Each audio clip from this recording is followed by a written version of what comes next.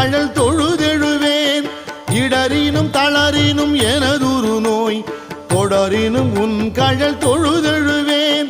கடல் தனில் அமுதொடு கலந்த நஞ்சை மிடரினில் அடக்கிய வேதியனே. மிடரினில் அடக்கிய வேதியனே. இதுவோ எமை ஆளுமாறு ஈவதொன்றெமக்கு இல்லையே. அதுவோ உனது